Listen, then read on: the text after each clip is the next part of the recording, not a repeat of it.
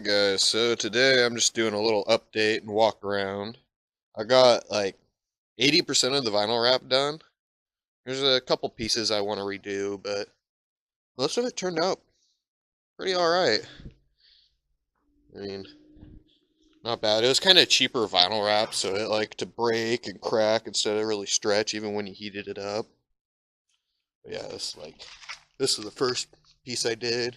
I'm probably gonna, when I order more to do the rest of it, I'm gonna replace this passenger door.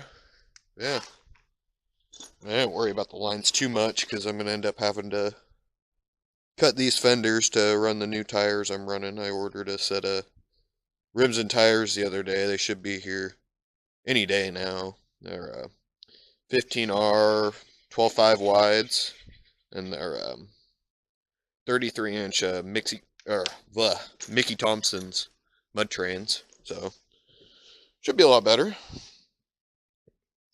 Yeah, one thing I didn't like is I couldn't really get this around the corner, so I had to do it in a couple pieces, but can't really tell unless you get right up to it. Also, I'm right in the middle of installing the brackets and a 52-inch light bar. See if I can see it. I had to, yeah, probably not, but I had to grind. There's like a little bead weld right in the, whatever you want to call it,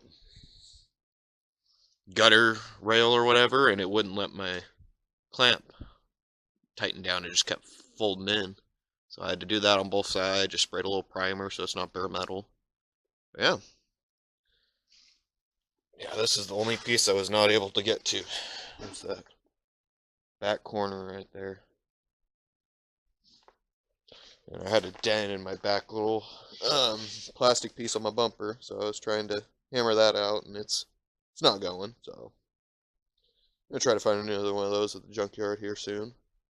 Yeah, and I also, since Amazon threw them on sale, I ordered new leaf springs, because I built this pack. It's considered like bastard pack or whatever. You take other leaves out of other rigs and make your own. But that main leaf is just too inverted, because I have a good size addle leaf back there, but just didn't lift it quite enough for me. So go more, go bigger, go home, right? All right, and another thing I also did was, so dirty now. I threw the seats back in and got dirt all over it, but it's a Jeep, meant for it. So I took the seats out and or the seats and the carpet and all that, and painted it with this Bondo rubber undercoating. And, I primered it, rust painted it, and then did that. But yeah, I think it looks pretty good. I mean, not too bad. Also, there's a huge hole in the back, probably like a half-inch, So, let's see, get the light on here. Welded a piece of an electrical panel actually to that. My welder's really cheap. I tried to sand it down, but oh well, just for people's feet, and it'll be under a floor mat anyway. Yeah, and also, welded hole, drilled some holes, so actually, when I'm done wheeling or whatever, I can just spray it out.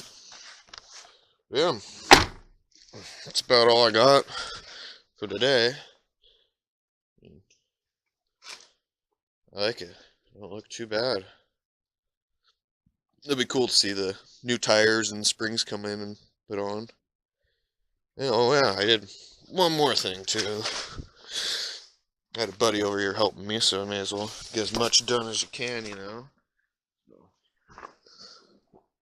I was under here, I also replaced the front sway bar bushings. Yeah. It'll be nice to actually be able to use this thing, disconnect my sway bars, and I haven't even really got to play with this thing much. This 20-inch street tires kind of ruined the fun for me. I still think that's probably like one of my favorite things I did so far. Is that drop track arm with Supreme suspensions. It just looks awesome and beefy. Them 4.5-inch springs up front. Yeah, make sure you guys check out my channel, check out the other videos I've done on the Jeep, and yeah, like and subscribe.